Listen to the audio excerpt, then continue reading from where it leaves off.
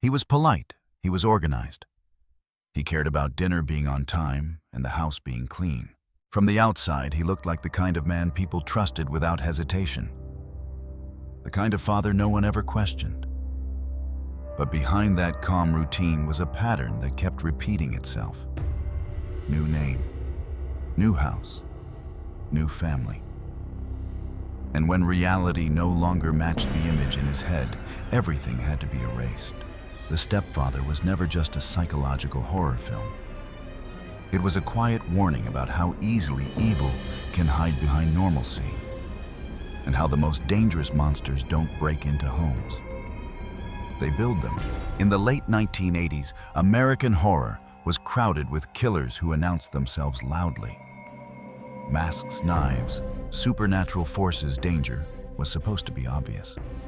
If something was evil, it usually looked the part. The Stepfather chose a far quieter path. It asked a more uncomfortable question. What if the threat didn't come from the shadows, but from the person setting the dinner table? At first glance, the story appears deceptively simple. A man enters a family, fills the role of a caring husband and a responsible father, and does everything society expects of him. He works, he listens, he enforces rules. He fits perfectly into the image of domestic stability that defined middle-class America at the time.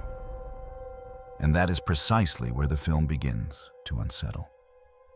Because beneath that surface, something is wrong, not chaotic, not impulsive, but methodical. Unlike most cinematic villains, this character isn't driven by rage or thrill. He is driven by order, by structure, by a rigid idea of what a family should be. When that structure collapses, he doesn't argue, he doesn't adapt. He resets. A new name, a new home, a new family, and the cycle begins again. What makes The Stepfather so disturbing isn't what it shows, but what it implies. Violence isn't sudden here, it's inevitable. It arrives not because emotions explode, but because expectations aren't met. The film quietly suggests that the most dangerous form of control doesn't rely on fear at first. It relies on trust. Over the years, The Stepfather was often dismissed as a modest psychological thriller, overshadowed by louder, bloodier titles of its era. Yet time has revealed something else entirely. Beneath its restrained tone lies a story rooted in real anxieties, real crimes, and a deeply unsettling idea that evil doesn't always disguise itself as chaos. Sometimes it disguises itself as normal. These are 20 weird facts you didn't know about The Stepfather, and why this film remains disturbingly relevant long after the credits roll. 1. The most unsettling thing about this story is that it didn't begin in a writer's room. Long before the film was made, America had already been confronted with a real case that felt almost impossible to believe. A man could erase his entire family, disappear without a trace, and quietly reinvent himself somewhere else. For years, no one noticed. No one questioned the absence. The idea that inspired The Stepfather wasn't rooted in fantasy. It was rooted in how easily normalcy could be staged. What made this real-life inspiration so disturbing wasn't just the crime itself, but the motive behind it. The individual didn't act out of visible rage or desperation. He acted out of disappointment. When his family no longer matched the image he had carefully constructed in his mind, he chose replacement over repair. The family wasn't a bond. It was a role to be filled correctly. The film took this concept and stripped it of sensationalism. There are no dramatic speeches explaining the killer's psychology. Instead, the audience watches patterns repeat. Names change, houses change, families change. The behavior doesn't. This repetition is what turns the story from a thriller into something colder, a study of identity as something disposable. What makes this fact especially unsettling is how quietly the film handles its inspiration. Viewers aren't told they're watching a story grounded in reality. There's no opening text, no claim of truth. The horror is allowed to unfold without explanation, which mirrors how the real case unfolded in plain sight. The implication is simple and deeply uncomfortable. If something this extreme could happen without drawing attention, then the most dangerous lies aren't loud ones. They're the ones that look stable, familiar, and perfectly believable. 2. Unlike most cinematics killers, the man at the center of this film doesn't see himself as a monster. In his mind, he's doing the opposite. He believes he is correcting mistakes, preserving order, enforcing standards. His violence isn't emotional, it's procedural. That distinction changes everything about how the audience experiences the story. He doesn't lash out when things go wrong. He evaluates. When the family dynamic no longer fits his expectations, he doesn't adapt to reality. He replaces it. This is what separates him from the chaotic villains of the era. He isn't driven by impulse or pleasure. He is driven by structure, by the belief that a family must follow rules, roles, and routines, and that failure to comply is a form of betrayal. The film quietly reinforces this mindset through small details. His obsession with schedules, his fixation on proper behavior, his calm tone even in moments of tension. There's no thrill in his actions, only correction. That restraint is what makes him terrifying. He doesn't need justification from the outside world. His moral system is already complete. This perspective forces the audience into an uneasy position. The character isn't hiding from society's values, he's enforcing a twisted version of them. Stability, authority, control. All concepts that in moderation are praised. The film simply asks what happens when those ideas become absolute. By removing emotional excess, the story reveals a more unsettling truth. Evil doesn't always feel chaotic from the inside. Sometimes it feels organized, rational, even necessary. And that's far more disturbing than any sudden act of violence. 3. One of the film's most effective tricks is how ordinary everything looks. There are no gothic houses, no ominous soundtracks announcing danger. Instead, the setting is aggressively normal. Suburban streets, clean kitchens, quiet bedrooms, spaces designed to feel safe. This isn't accidental. The film's horror depends on familiarity. By placing its story in such recognizable environments, the film removes the distance audiences usually rely on for comfort. There's no other place where evil exists. It lives inside the most trusted spaces. The dining room, the family table, the shared routines that are supposed to define safety. The tension doesn't come from sudden shocks, but from observation. The audience notices patterns before the characters do. Repeated behaviors, carefully controlled reactions, moments where kindness feels rehearsed rather than genuine.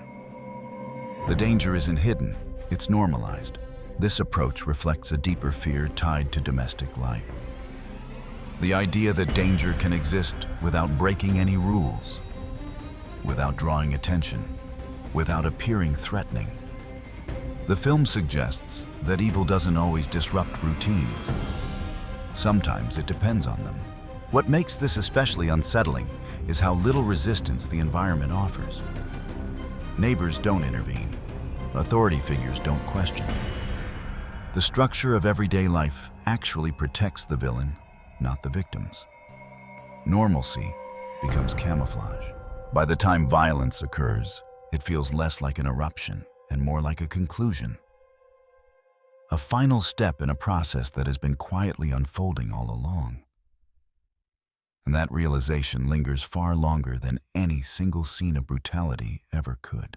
4. What truly separates this film from most psychological thrillers of its time is how little it relies on deception. The killer doesn't mask his behavior with elaborate lies.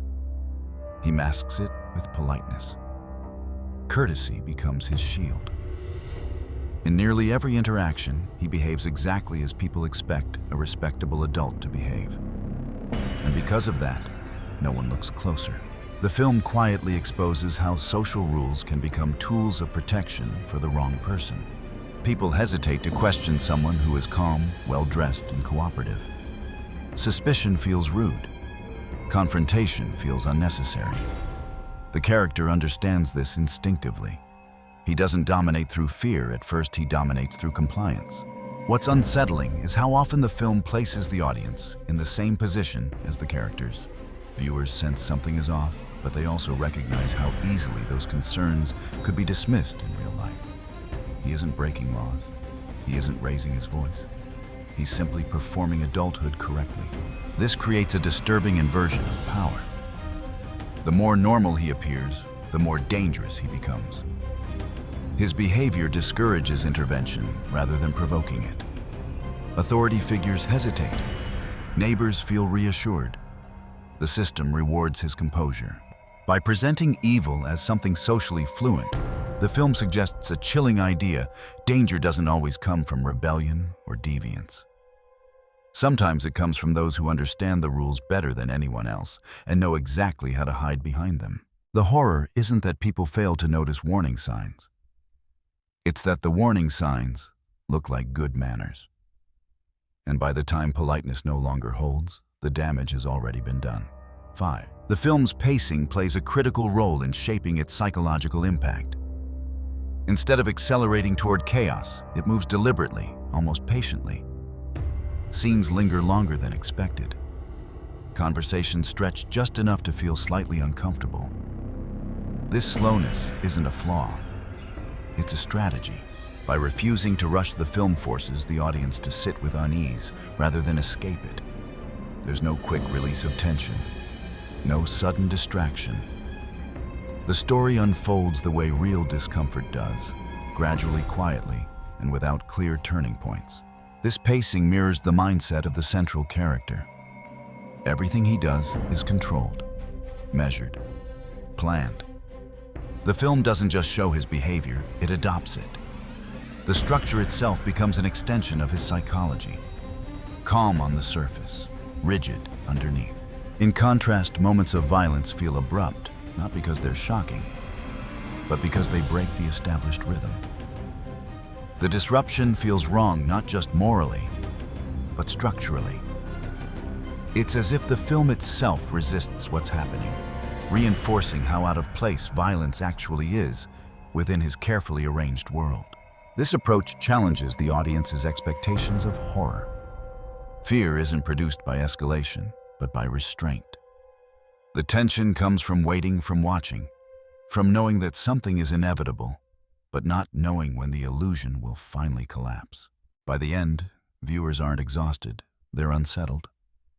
The film doesn't overwhelm, it suffocates. And that slow, controlled pressure is far harder to forget than any sudden scare. 6. One of the film's most disturbing ideas is that the family itself is treated as a replaceable object. In this story, relationships aren't built, they're installed. Each family member is expected to fulfill a specific role, and failure isn't met with negotiation or empathy. It's met with erasure. The character doesn't mourn what he destroys. He resets. That emotional absence is what makes him so unsettling. There's no sense of loss, only dissatisfaction. A flawed family isn't tragic to him, it's incorrect. This reflects a chilling interpretation of identity.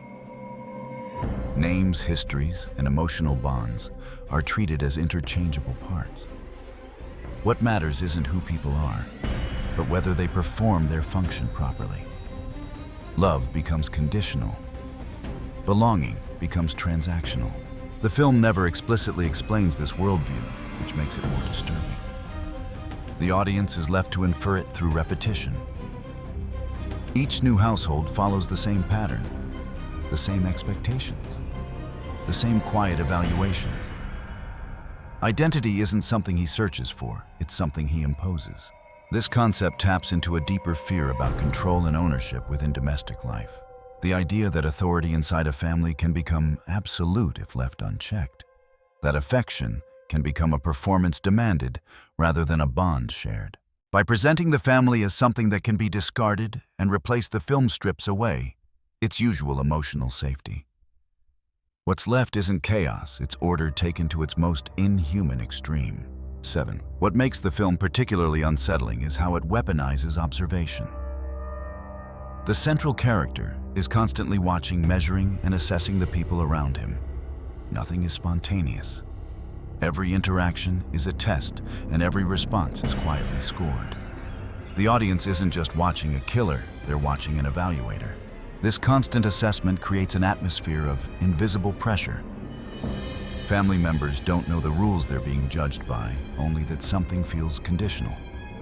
Approval is temporary. Affection feels earned rather than given. The film never spells this out, but it's evident in how small moments carry disproportionate weight. A disagreement, a broken routine, a perceived lack of respect. What's chilling is how familiar this dynamic feels. Many of the characters' expectations mirror traditional ideas of authority and discipline. Obedience, gratitude, order. The danger lies not in the concepts themselves, but in their absolutism. There is no flexibility, no allowance for individuality. Anything outside the frame is treated as failure. The film subtly aligns the audience with this perspective, forcing viewers to notice the same details he notices. A misplaced tone, a challenge to authority, a deviation from routine. This shared focus creates discomfort as viewers become aware of how easily observation can slide into control.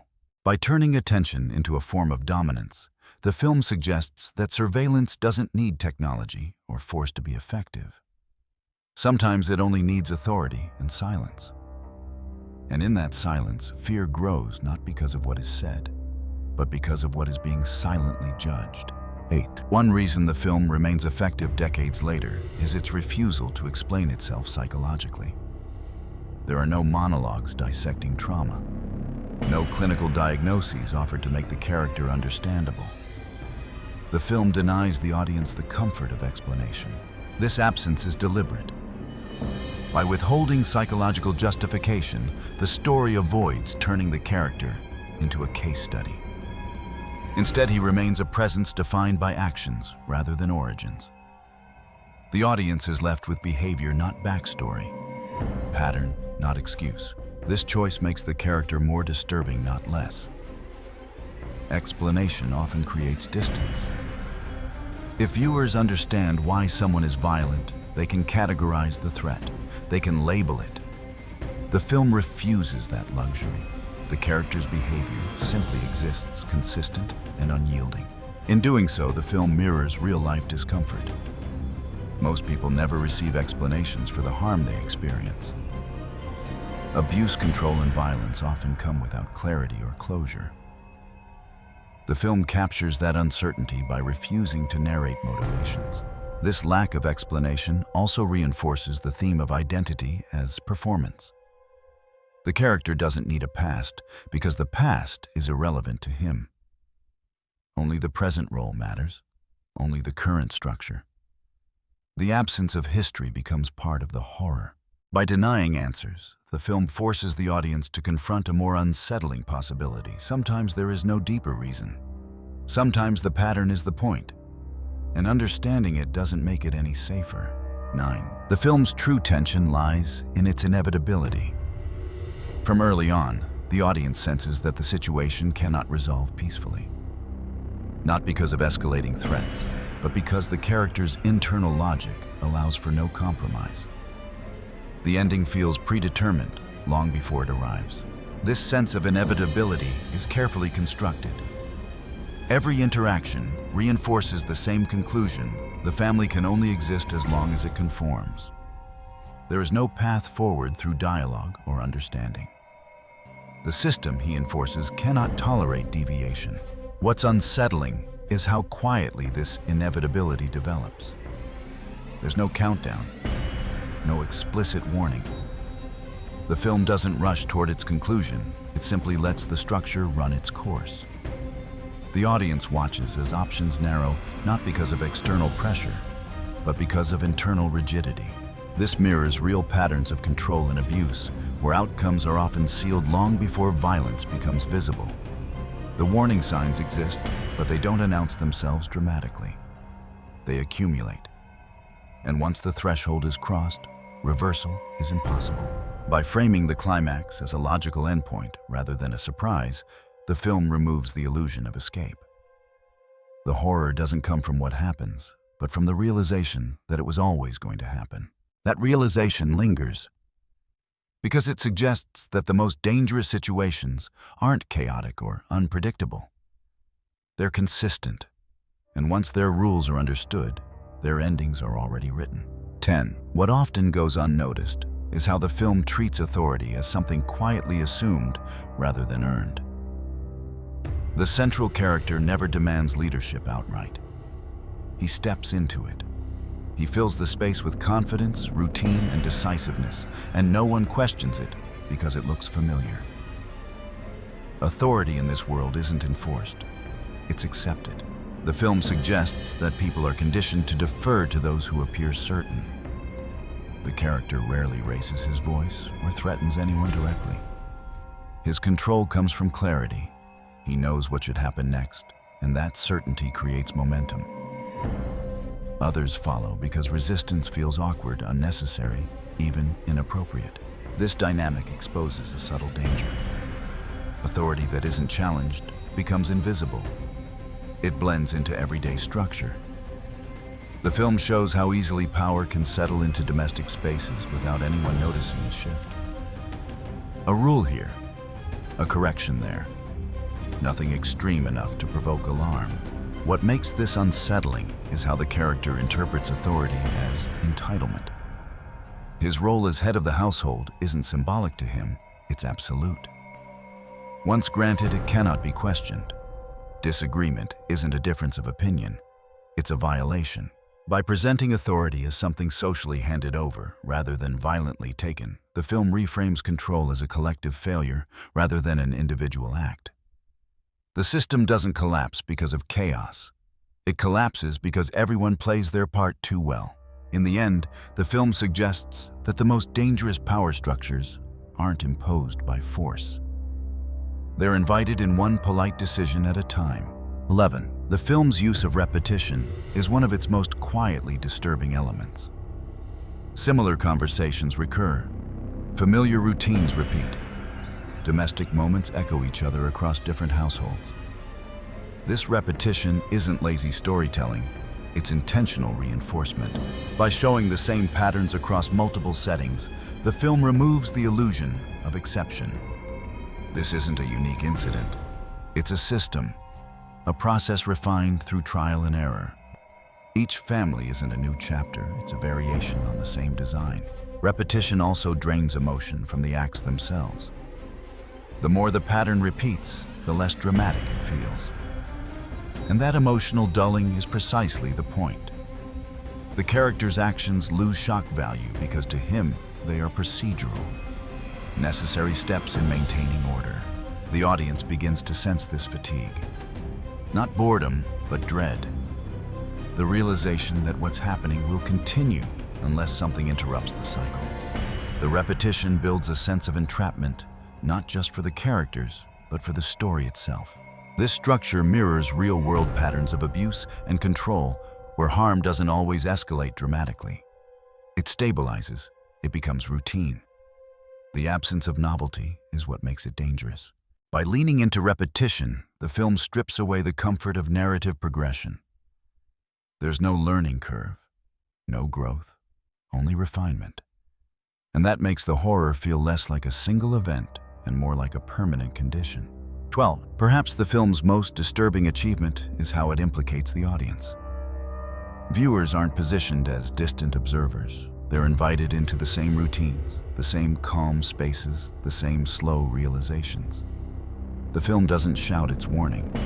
It whispers it repeatedly. As the story unfolds, viewers recognize moments where intervention feels possible and moments where it suddenly feels too late. That hesitation mirrors the character's own uncertainty. The film forces the audience to experience the same delay, the same second guessing. This creates a subtle moral tension. At what point should something be said? When does discomfort become danger? The film never answers these questions directly. Instead, it shows the cost of waiting too long. By aligning the viewer's awareness with the unfolding threat, the film exposes how easily caution can become complicity. Silence isn't portrayed as malice, it's portrayed as normal behavior. And that normalcy is what allows the cycle to continue. The horror then isn't confined to the screen. It extends outward, asking viewers to reflect on their own thresholds for concern.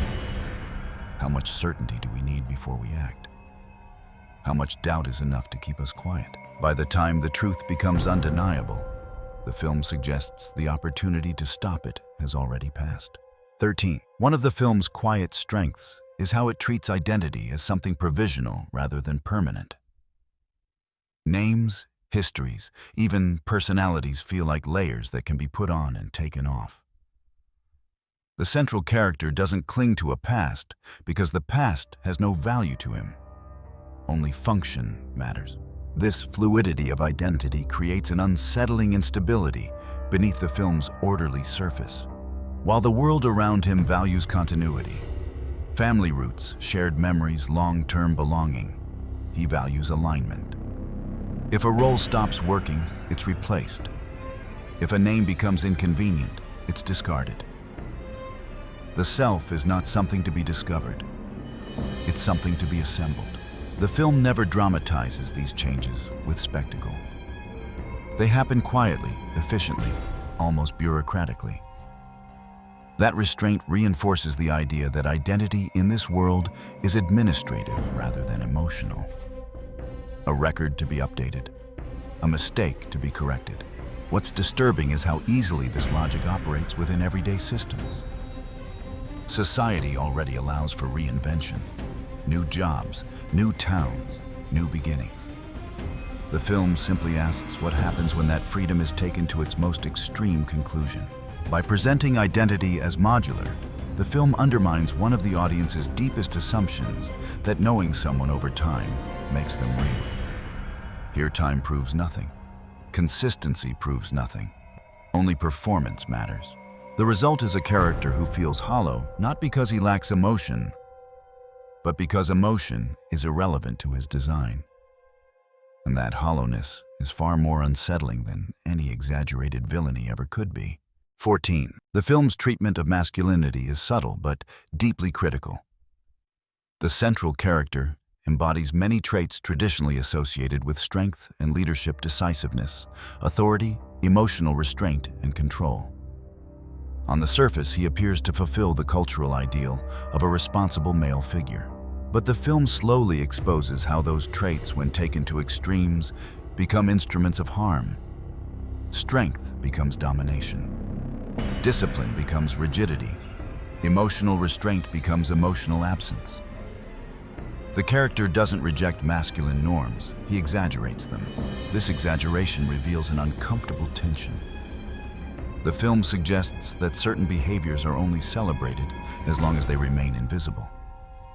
Once they cross an unseen threshold, they're reclassified as dangerous. The problem isn't that the traits are foreign. It's that they're too familiar. By embedding its horror within socially approved behaviors, the film avoids caricature. The character isn't monstrous because he defies expectations. He's monstrous because he fulfills them too precisely.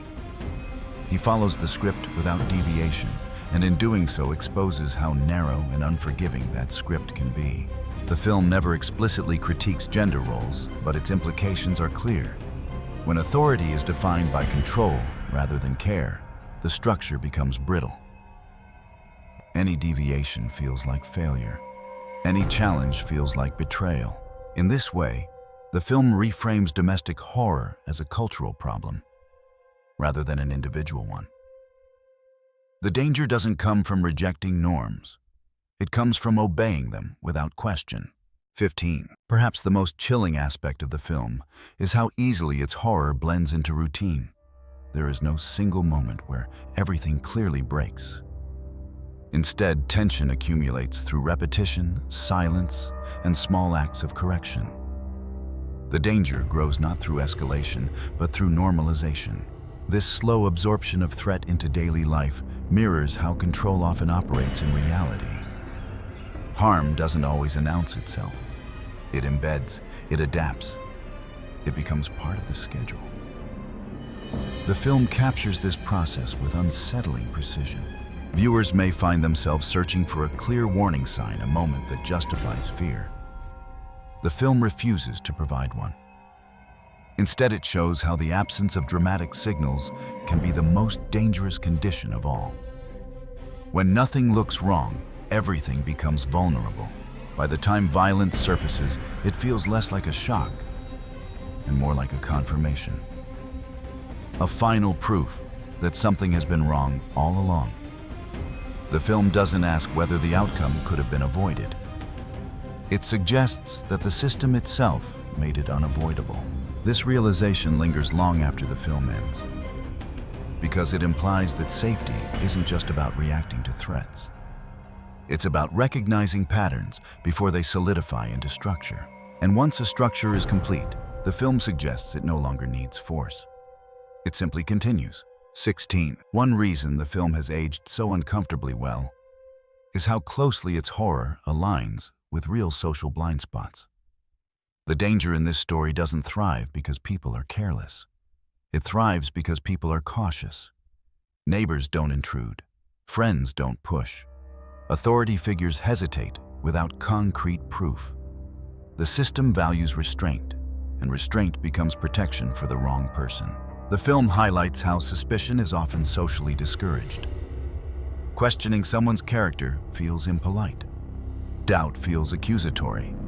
The character understands this dynamic perfectly. He doesn't rely on intimidation. He relies on the expectation that no one wants to be wrong or rude. This creates a chilling imbalance. Those who sense something is off are forced into silence by uncertainty. The cost of speaking up feels higher than the cost of waiting. The film shows how that hesitation compounds, turning individual doubts into collective inaction. What makes this unsettling is how familiar it feels. The systems designed to prevent harm require clarity, evidence, and escalation. But the threat in this film is slow, subtle, and socially fluent. It doesn't trigger alarms because it doesn't look like danger. By exposing this gap, the film suggests that safety mechanisms often fail, not because they're broken, but because they're designed for the wrong kind of threat. When danger wears the mask of normalcy, caution becomes complicity. And by the time certainty arrives, the opportunity to intervene has already passed. 17. The film's restrained visual style plays a crucial role in maintaining its psychological tension. There are no exaggerated camera angles screaming menace. Lighting remains natural. Spaces are clean, open, and evenly framed. The visuals refuse to warn the audience. This aesthetic choice reinforces the film's central idea. Nothing looks wrong.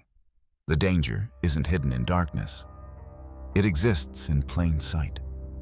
The camera treats the environment with neutrality, forcing viewers to rely on behavior rather than atmosphere to recognize threat. By avoiding visual excess, the film denies the audience emotional guidance. There's no cinematic cue telling viewers when to feel afraid. Instead, discomfort emerges from context, from patterns, from small inconsistencies in tone and reaction. This restraint places greater responsibility on the audience. Fear isn't delivered, it's discovered. Viewers must piece together meaning without being told where to look. That engagement creates a more personal unease. The horror feels earned rather than imposed. The film's visual simplicity also mirrors the character's worldview. Everything is ordered, balanced, correct. There's no visual chaos because chaos in his mind has already been eliminated. The environment reflects his desire for control. By refusing stylistic exaggeration, the film makes its most disturbing statement visually. When everything looks fine, vigilance feels unnecessary, and that's precisely when it's most needed. 18. Perhaps the most haunting aspect of the film is its refusal to offer closure in the traditional sense. Even as the immediate threat is confronted, the underlying idea remains unresolved. The story ends, but the pattern doesn't feel finished. This lingering unease stems from the film's core structure. The character isn't defined by a single identity or location. He's defined by repetition. As long as reinvention is possible, the cycle can begin again. The film doesn't present him as a unique anomaly. It presents him as a model. That implication is deeply unsettling. It suggests that removing one instance doesn't dismantle the system that allowed it to exist. The conditions remain. The blind spots remain. The assumptions remain. By ending without definitive reassurance, the film resists moral comfort. There is no sense that order has been fully restored, only that this particular iteration has been interrupted. The audience is left with uncertainty rather than relief. This choice reframes the horror as systemic rather than personal. The danger isn't tied to one man. It's tied to how easily roles, authority, and trust can be manipulated within familiar structures. The final effect isn't fear, it's vigilance. A quiet awareness that the story could repeat, not because it's dramatic, but because it's plausible. 19. What ultimately turned this film into a cult classic wasn't immediate praise, but delayed recognition. When it was first released, it struggled to stand out in a crowded market dominated by louder, more visceral horror. It didn't offer spectacle. It didn't rely on shock imagery. And because of that, many viewers initially dismissed it as modest, even unremarkable. Over time, that restraint became its strength. As audiences revisited the film years later, its quiet precision felt increasingly deliberate. What once seemed understated began to feel unnervingly confident. The absence of excess wasn't a limitation, it was the point. This delayed appreciation reflects a broader pattern in how psychological horror is often received. Films that rely on implication rather than confrontation tend to age better because their fears aren't tied to trends, they're tied to behavior, control, trust, authority, concepts that don't lose relevance. As conversations around domestic power identity and hidden violence became more visible, the film gained new context. Viewers recognized that its horror wasn't exaggerated. It was predictive. The story felt less like fiction and more like an uncomfortable mirror held up to everyday life. The cult status didn't emerge because the film became scarier with time. It emerged because the world around it began to resemble the fears it quietly explored. The film didn't change. The audience did. And in that shift lies one of its most unsettling achievements. It didn't need to be rediscovered. It simply needed to be understood. 20. The lasting power of this film lies in how it reframes the idea of safety. Most horror stories draw a clear boundary between danger and refuge. Here, that boundary dissolves. The home is not a sanctuary. The family is not protection. The rules that are meant to preserve order become instruments of harm. This inversion is what makes the film so difficult to shake. It suggests that danger doesn't always announce itself through disruption.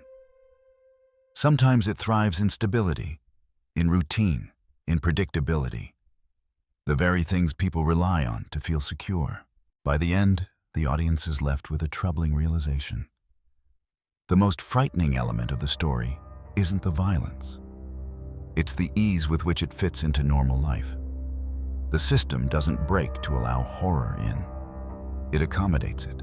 This reframing forces viewers to reconsider how they define threat, not as something external or unfamiliar, but as something that can exist comfortably within trusted roles.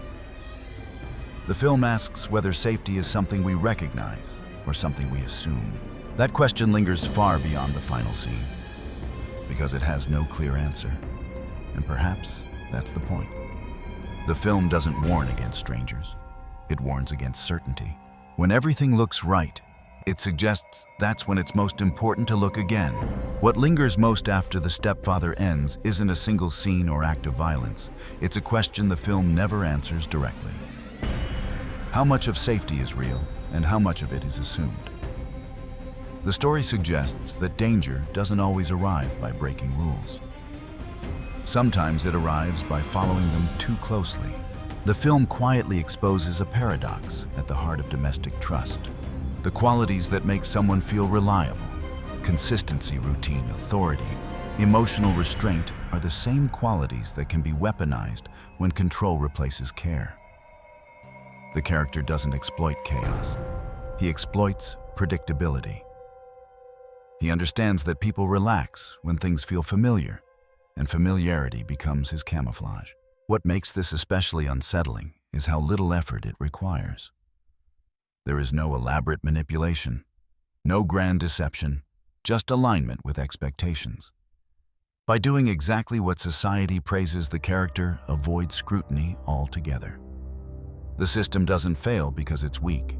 It fails because it's comfortable. The film never suggests an easy solution to this problem. Vigilance alone isn't enough. Suspicion carries its own cost. Trust, once broken, is difficult to restore. Instead of offering answers, the story leaves viewers with unease, a sense that certainty itself can be dangerous. This is why the film continues to resonate. Not because it presents an extreme villain, but because it presents an extreme version of normal. The horror isn't hidden behind masks or shadows. It's embedded in structure, and perhaps that's the film's quietest warning. The most unsettling threats aren't the ones we fear. They're the ones we stop questioning. The Stepfather doesn't end with certainty. It ends with doubt, and perhaps that's its most unsettling legacy. If danger can exist without breaking rules, then safety may be far more fragile than we like to believe. If one of these facts made you stop and reconsider what feels normal, let us know in the comments. Which detail disturbed you the most? And do you think this character was born a monster or shaped by an obsession with order and control? Like the video, subscribe for more deep dives into hidden stories behind cult films, and tell us which movie you think should be uncovered next.